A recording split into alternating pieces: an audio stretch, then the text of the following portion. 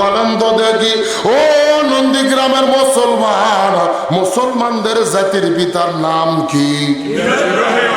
যারা বলতেছেন এরা কারা? না না না, লক্ষণ তো ভালো না।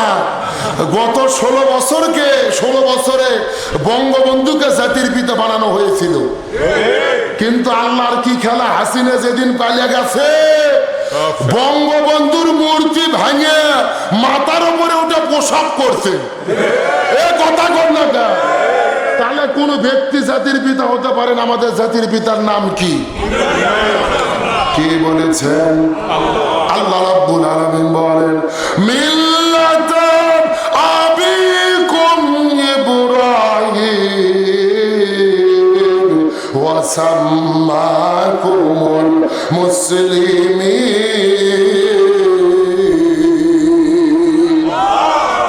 আল্লাহ তাআলা রাখতে বলেন, এই পৃথিবীর মুসলমানেরা, তোমাদের জাতির পিতার নাম হলো হযরত ইব্রাহিম আলাইহিস সালাম, আর আমি তার মাধ্যমে তোমাদের নাম রেখেছি মুসলমান।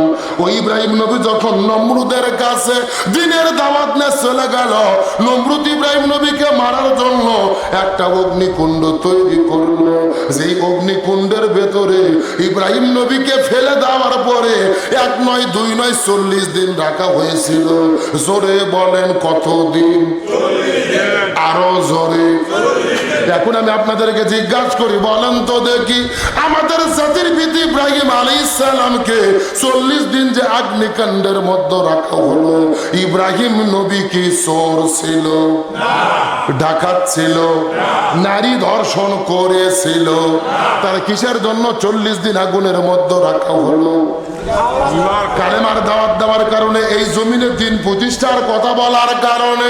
এখান থেকে বোঝা গেল বগুড়া নন্দীগ্রামের মুসলমান, আমরাও যদি কোরআনের কথা বলি, আমরাও যদি কোরআনের পথে চলি, এই জমিনে কোরআন প্রতিষ্ঠার আন্দোলন করতে যাই, ইব্রাহিম নবীর মতো মাঝে মধ্যে আমাদেরকে আগুনে পড়া লাগতে পারে।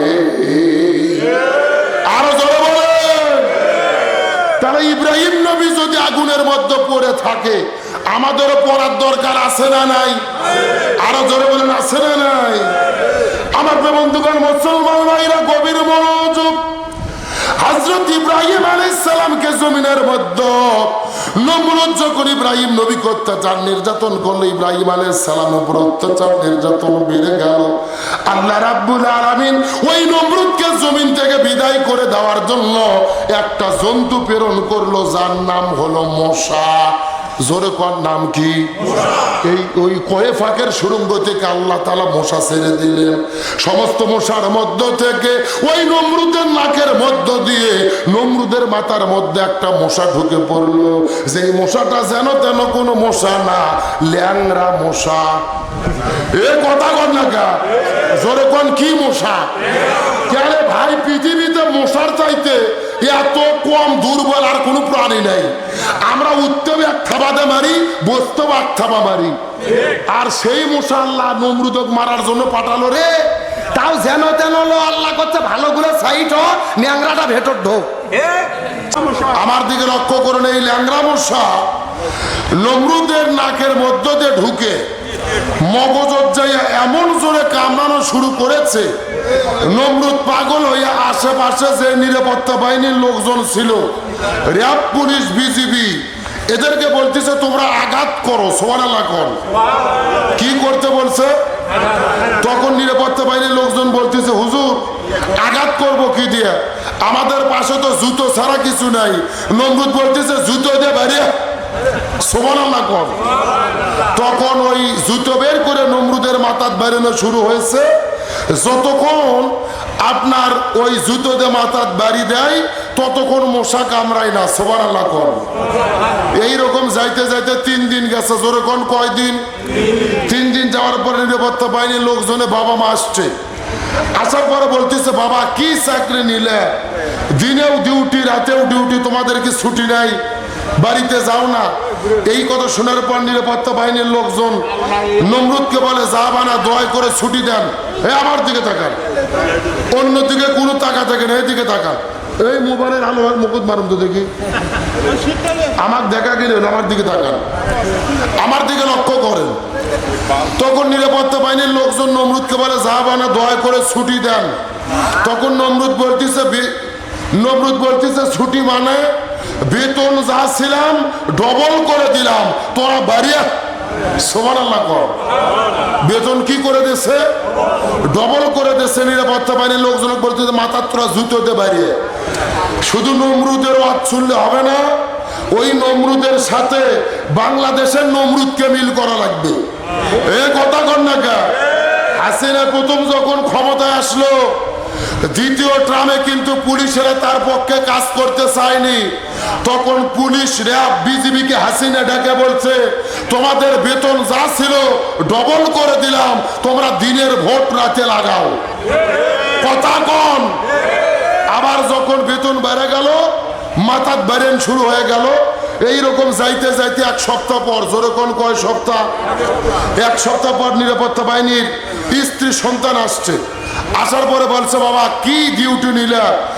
স্ত্রী বলতেছে স্বামী কি চাকরি নিলেন? দিনেও ডিউটি রাতেও ডিউটি, আমাদের কথা কি ভুলেই গেছেন? এই কথা শোনার পর নিরাপত্তা বাহিনীর লোকজন বলতেছে এই যে হুজুর দয়া করে ছুটি দেন, আমার স্ত্রী সন্তান এসেছে। তখন নমরুদ বলতেছে ছুটি মানে বেতন যা ছিলাম 4 ডবল করে দিলাম, তোমরা আঘাত করো। আল্লাহ আকবার কর। কয় ডবল? 4 ডবল বেতন দিয়েছে। নমরুদের মাথাত বাড়েন শুরু হয়ে গেছে। নমরুদের মাথাত বাড়াতে বাড়াতে নিরাপত্তা বাহিনীর লোকজন চিন্তা করতেছে আচ্ছা এত টাকা বসাতে করবো কি? বাবা মা চলে গেল, স্ত্রী সন্তান চলে গেল, এত টাকা বসাতে কি হবে? আল্লাহ ওদের মাথা বিগড়ে দিয়েছে। পাশে ছিল একটা বিশাল বড় পাথর, পাথর তুলে মাথাতে এমন একটা বাড়ি দিয়েছে, মাথা ফাটে 2 ছাও। ন্যাংরা মশা বার হয়ে বলতেছে কলু সালামা, তোরাও বাঁচলি আমরাও বাঁচলাম। আল্লাহ আকবার কোন। এগুলো কার ফায়সালা? এখন বাংলাদেশের দিকে লক্ষ্য করেন। হাসিনা, র্যাব, পুলিশ, বিজিবি, সেনাবাহিনী সবার বেতন বাড়িয়ে দিয়েছে, নিজের লোককে সেনাবাহিনী বানিয়েছে। অথচ আল্লাহর কি খেলা!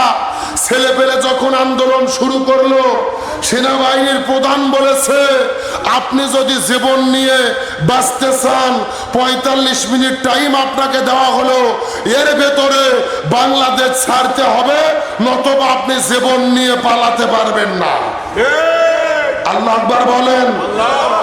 যেই র্যাব, পুলিশ, বিজিবির বেতন বাড়িয়ে দিল, পেনশন বাড়িয়ে দিল, বিল্ডিং বাড়িয়ে দিল, সেনাবাহিনীর প্রধানকে বলেছে 2 মিনিট টাইম দেন।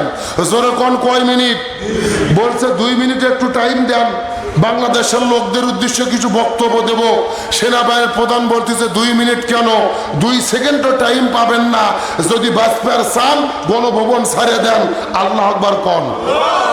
তার মানে নমরুদ বেতন বাড়া দিয়ে সেই রকম বাঁচতে পারেনি, আর বাংলাদেশের নমরুদ একই রকম ভাবে বেতন বাড়ে দিয়ে ক্ষমতার চেয়ারকে টিকাইতে পারে না। মূলত এগুলো কার খেলা? কার ফায়সালা? আলোচনা কি চলবে? ওলামার বাংলাদেশ কথা বল না কে? সব দল দেখা শেষ, আলেম ওলামার বাংলাদেশ। সবাই বলেন সব দল দেখা শেষ, সব দল দেখা শেষ। আমরা সব দেখছি। আওয়ামী লীগের কত জ্বালা এই 16 বছরে বোঝা শেষ। বিএনপি দেখছি, জাতীয় পার্টি দেখছি। আমাদের চাওয়া একটা, আমরা একটা বার দেখতে চাই কোরআন দিয়ে বাংলাদেশ চললে কেমন হয়। এই কথা কর না কে? এই কোরআন সংসদে যাওয়ার পরে আপনারা যদি মনে করেন যে না কোরআন ভালো লাগতেছে না, আইন দিয়ে দেশ ভালো চলতেছে না, প্রয়োজনে আবার ক্ষমতা বুঝে নিয়েন, আমাদের কোনো আপত্তি নেই। সব বিষয়ে দলাদলি হলেও অন্তত কোরআন কায়েমের ব্যাপারে দলাদলি করা যাবে না।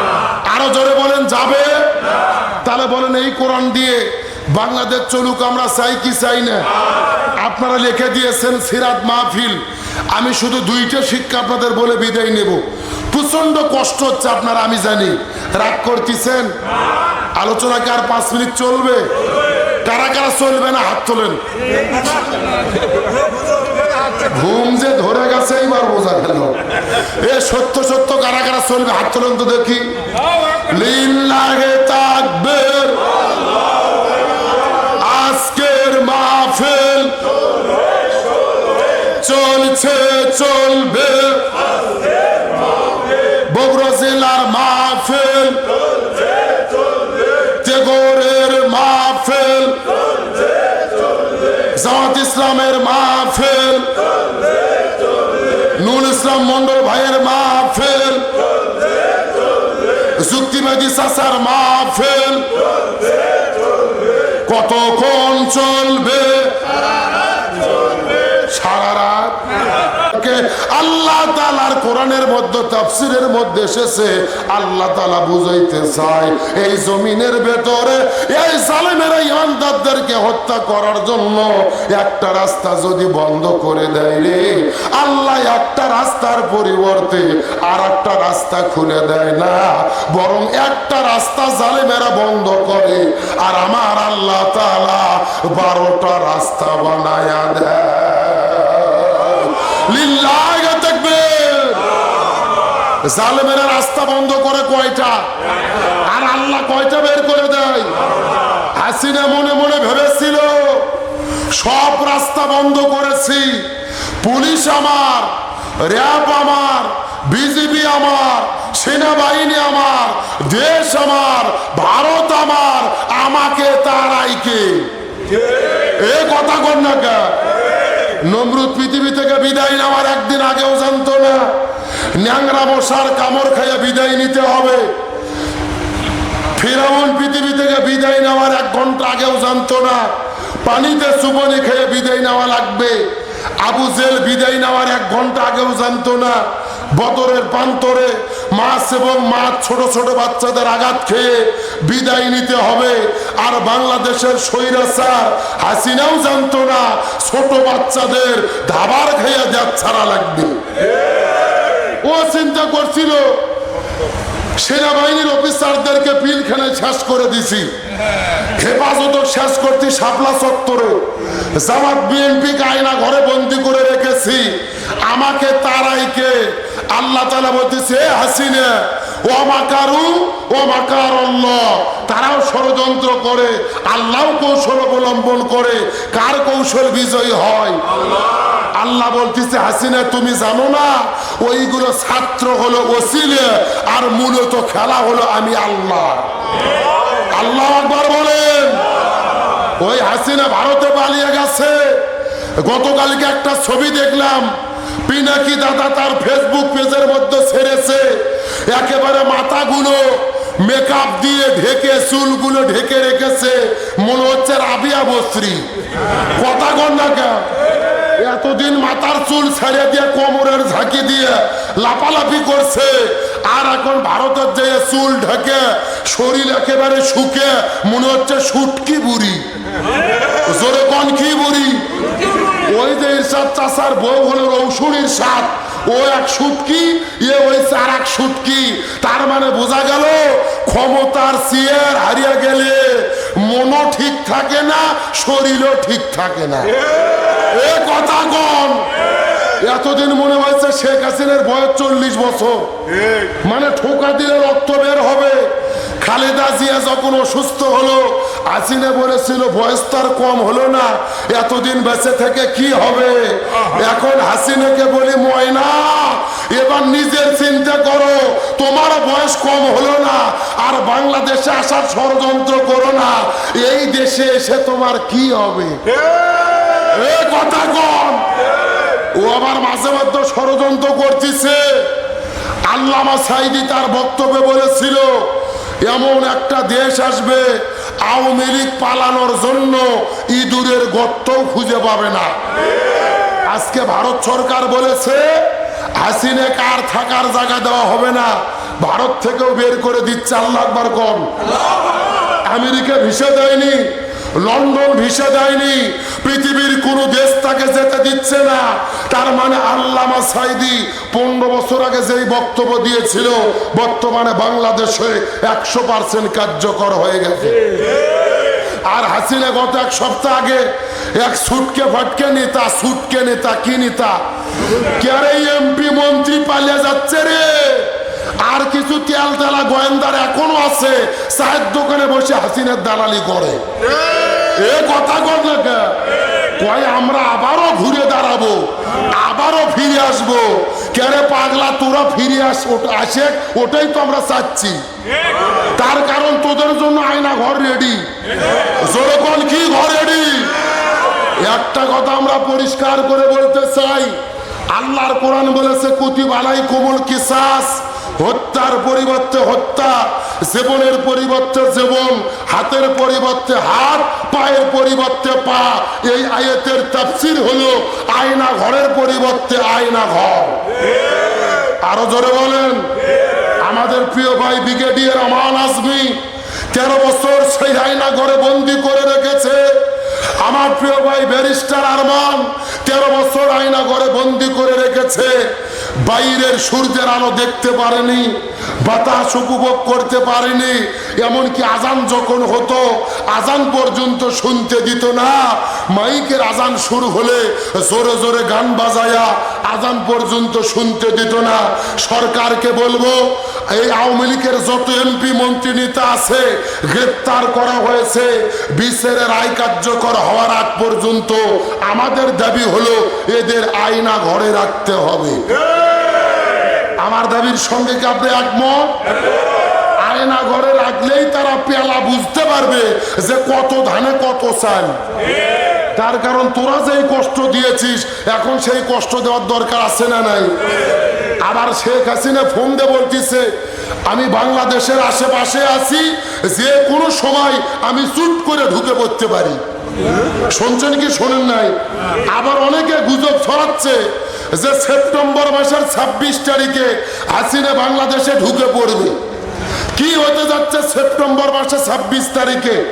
অনেকেই বলতেছে বাংলাদেশ সেপ্টেম্বর মাসের 26 তারিখে পৃথিবীর সবচাইতে বেশি ধনী দেশ হবে। কেউ বলতেছে আমি 26 তারিখে কোটিপতি হব, চাঁদে জায়গা কিনবো, সিঙ্গাপুরে যাব, আমেরিকাতে বাসা কিনবো, কানাডায় যাব। আমি চিন্তা করলাম যে কেরে সেপ্টেম্বরের 26 তারিখ ঘটনা কি? ফেসবুক ইন্টারনেটের মধ্যে দেখলাম এই সেপ্টেম্বরের 26 তারিখে একটা লটারি ড্র হবে, একটা জুয়ো খেলা। যেরকম কি খেলা? যার নাম হলো হামস্টার কমব্যাট। এই অ্যাপের মাধ্যমে জুয়ো খেলার মাধ্যমে আপনার টেলিগ্রাম ভিত্তিক আপনার জুয়ো খেলা ক্যাসিনো, এই অ্যাপের মাধ্যমে জুয়ো খেলে প্রত্যেকটা ছেলের অ্যাকাউন্টে কিছু কয়েন যোগ হচ্ছে, কিছু পয়েন্ট যোগ হচ্ছে। 26 তারিখে বলা হয়েছে এই কয়েন আর পয়েন্টগুলো ডলার বানিয়ে টাকা বানিয়ে তোমাদেরকে দেওয়া হবে। আজ থেকে 20 বছর আগে বাংলাদেশে একটা কোম্পানি এসেছিল, আপনাদের ডেস্টনি নামে কোম্পানি, মনে আছে? কিছু কিছু লোক একেবারে গলার মধ্যে টাই পরিয়ে আসে হাত ধরে বলে ভাই ডান দিকে এক হাত বাম দিকে এক হাত, 10,000 টাকা দেন, ওই যে কানাডা আপনার, আমেরিকাও আপনার। কথা কর না কেন? 1 মাস পরে দেখা গেছে 5,000 টাকার অ্যাকাউন্ট খোলার পরে 1 মাস পরে কোটি টাকা তো দূরের কথা, অফিস পর্যন্ত নাই। এই জন্য বাংলাদেশের যুবকদেরকে বলবো লোভে পড়ো না, লোভে পাপ, পাপে মৃত্যু। তোমরা যেই খেলার মধ্যে অংশগ্রহণ করেছো এটা হলো জুয়ো খেলা, আর জুয়ো খেলাকে হারাম করেছেন কে? আল্লাহর কোরআন বলেছেন ইন্নামাল খামরু ওয়াল মাইসির ওয়াল আনসাব ওয়াল আজলাম রিজসুম মিন আমালিশ শাইতান ফাজতানিবুহু লাআল্লাকুম তুফলিহুন। মদ, জুয়া, নিশাদ্রব্য, মূর্তি পূজা, ভাগ্য নির্ধারক সবকিছুকে হারাম করেছেন কে?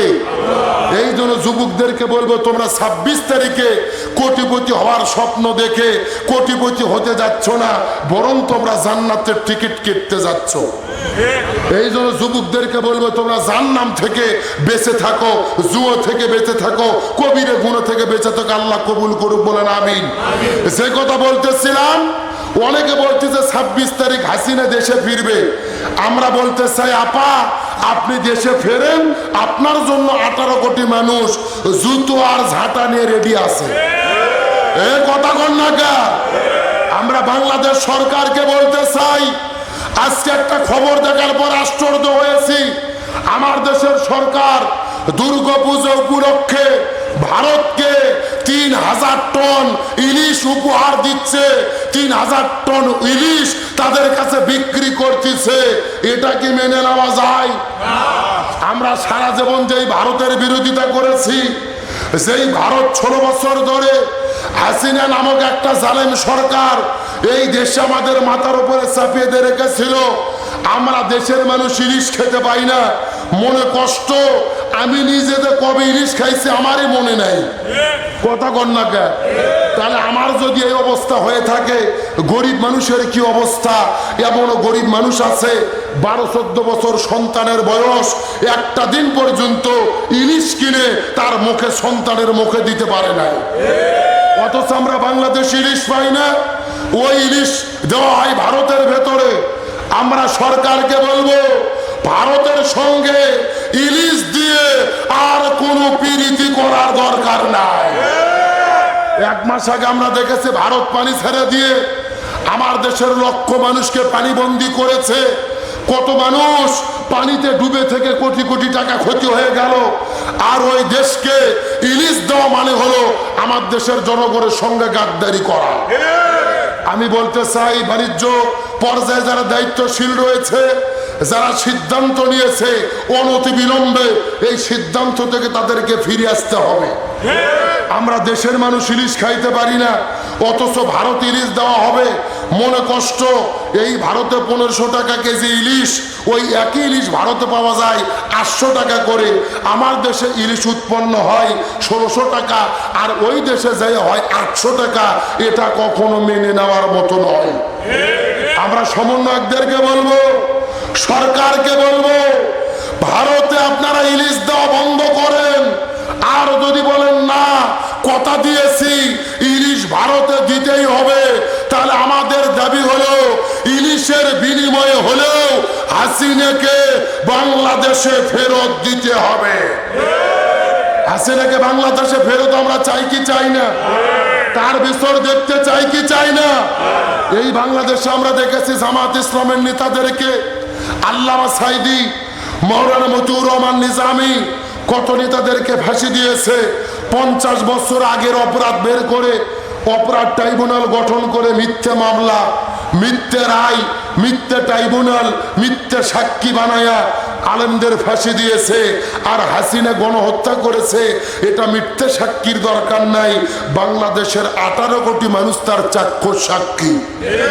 সুতরাং আজকের প্রোগ্রাম থেকে দাবি করি, 50 বছর পরে মিথ্যে মামলা রায় দিয়ে জামাতের নেতাদের যদি ফাঁসি দেওয়া হয়, ওই গণহত্যার মহানায়িকা ডাইনি হাসিনাকে ভারত থেকে বাংলাদেশে ফিরে এনে গণহত্যার দায়ে তাকে ফাঁসির দড়িতে ঝুলাতে হবে। এই মতের পক্ষে কারা রাজি? হাত উঠান তো দেখে।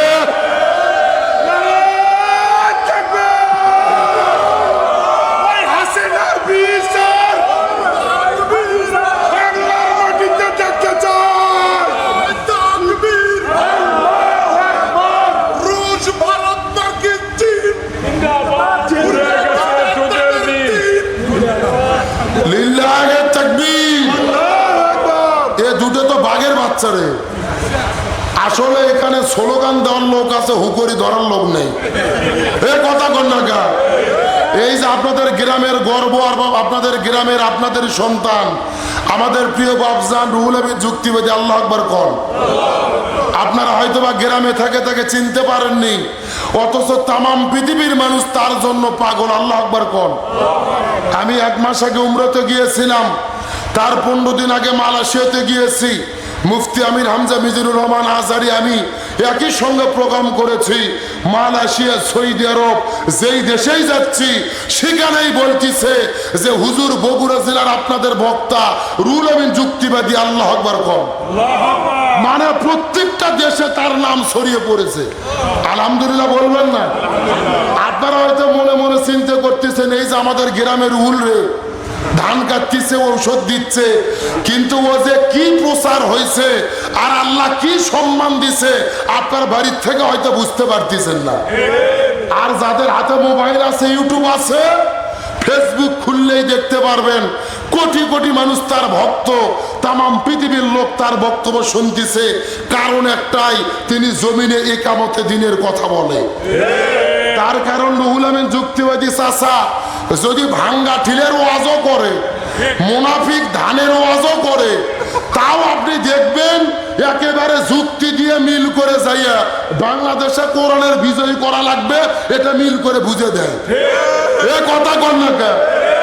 আব্দুল সালাম যুক্তিবাদী গণ, হাবিবুর রহমান যুক্তিবাদী গণ, আর গোলাম রব্বানী যুক্তিবাদী গণ। এগুলো আসল যুক্তিবাদী না। আসল যুক্তিবাদী আপনাদের গ্রামের কৃতি সন্তান আমার চাচা রুহুল আমিন যুক্তিবাদী। কথা কন ঠিক কিনা? তার প্রত্যেকটা কথার পেছনে কোরআন হাদিস এবং বর্তমান প্রেক্ষাপট মিলে যায়। এই রত্নের সেবা করবেন, যত্ন করবেন, ভালোবাসা দেবেন। এত বয়স হয়ে গেছে, তাও আমাদের শরীরের চাইতে শক্তি বেশি। কথা কন না কে? আজকে জামাত ইসলামের প্রোগ্রাম ছিল বগুড়া শহরে, সারাদিন একসঙ্গে ঘুরেছি। আমাদের বগুড়া জেলার নাইবে আমির মাওলানা আলমগীর হোসেন ছিলেন। তার মধ্যে ইমানের শক্তি। আপনারা তাকে ভালোবাসা দেবেন, মহব্বত করবেন, এই ফুলটা কাগলিয়ে রাখবেন। এই রুহুল আমিন যুক্তিবাদী আপনাদের গ্রামের শুধু নয়, আমাদের বগুড়া জেলার সম্পদ। কতক্ষণ ঠিক কিনা? খবরদার বিরোধিতা করতে যাবেন না। মক্কার লোকজন ধ্বংস হয়েছিল রসুলের বিরোধিতা করার কারণে। রসুলকে পাইছে কিন্তু সম্মান করতে পারেনি। আর আলেম ওলামাকে কাছে পাওয়ার পরে, গ্রামে পাওয়ার পরে যদি সম্মান করতে না পারেন, এর চাইতে কপাল পোড়া হতভাগা আর কেউ হতে পারে না। আপনাদের গ্রামের সন্তান রুহুল আমিন যুক্তিবাদী চাচাকে বলবো, চাচা গ্রামের সন্তান হিসেবে একটা তাকবীর দেন তো দেখি। জোর একটা